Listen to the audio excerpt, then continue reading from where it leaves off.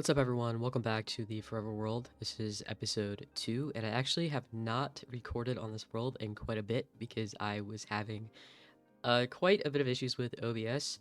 All seems to be fixed now, so hopefully it stays that way.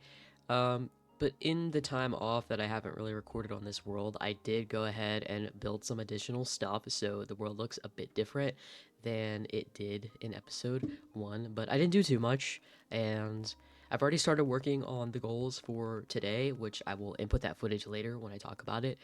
But yeah, let's just get right into it. So last episode, we created this house right here, and I made this little room.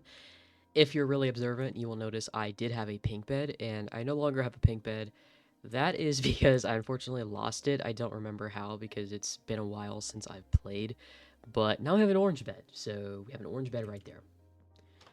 I also went ahead and installed this storage room that I said I was going to do last episode.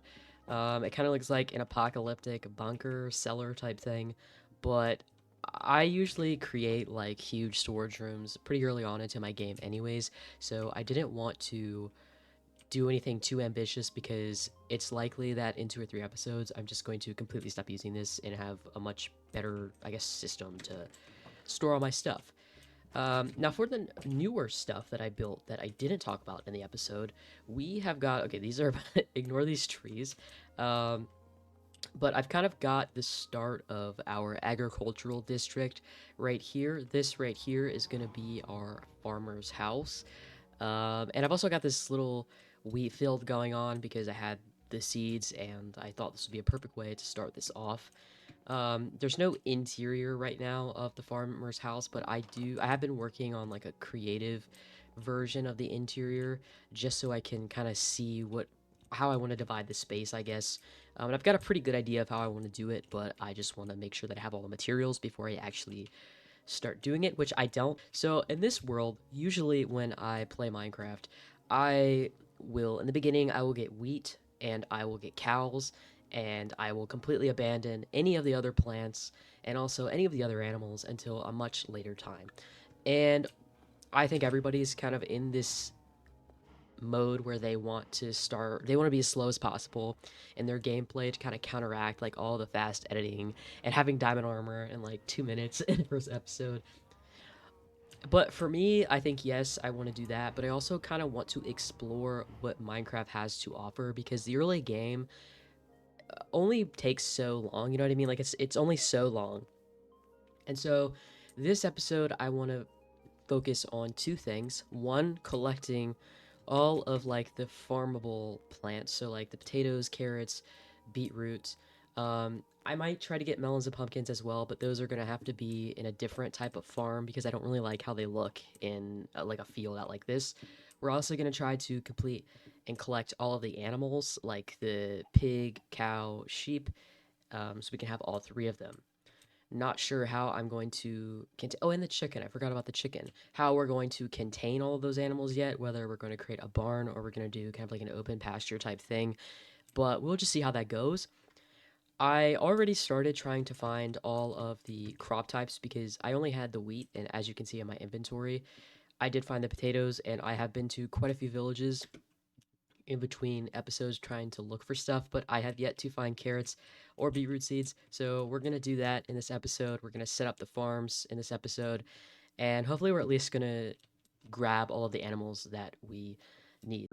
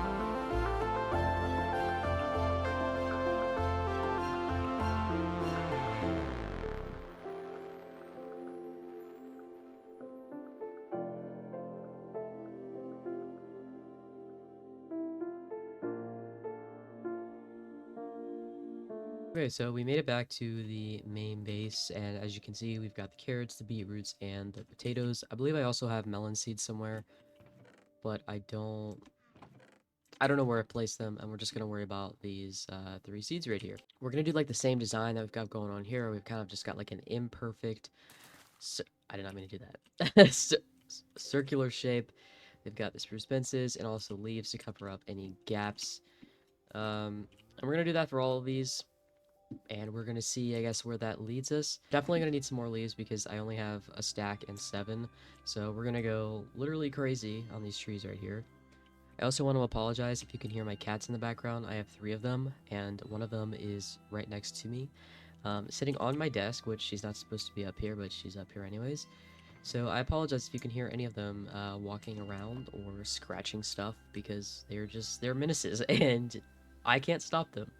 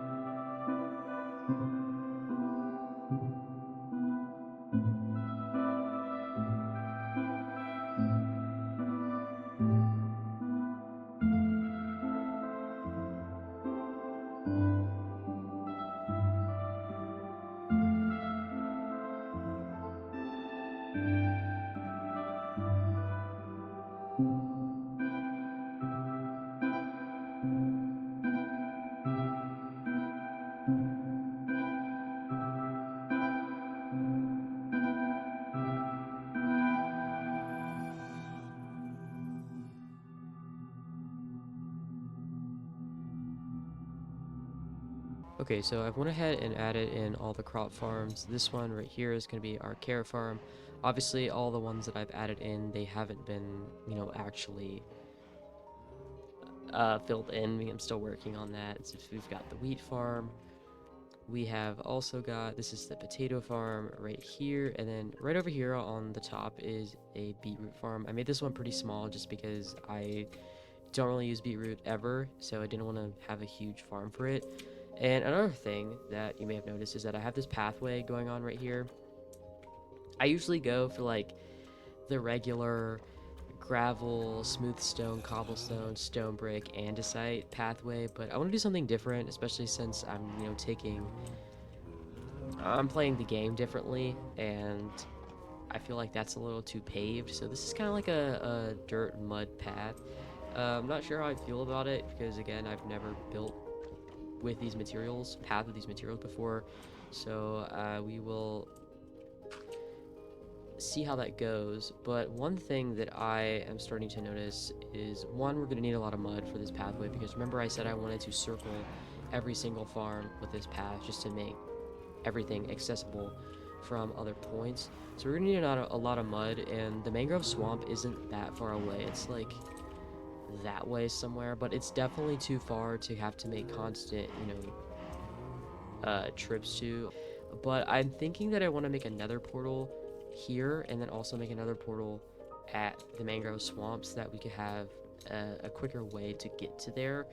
I also want to make an enchantment table and enchant like some type of shovel because I have pretty much been using these diamond tools, but they're unenchanted so they don't work as well. And I also had like an idea where so every single farm is going to have some type of stall because I was thinking as I'm harvesting these crops, I'm going to need a place to put them.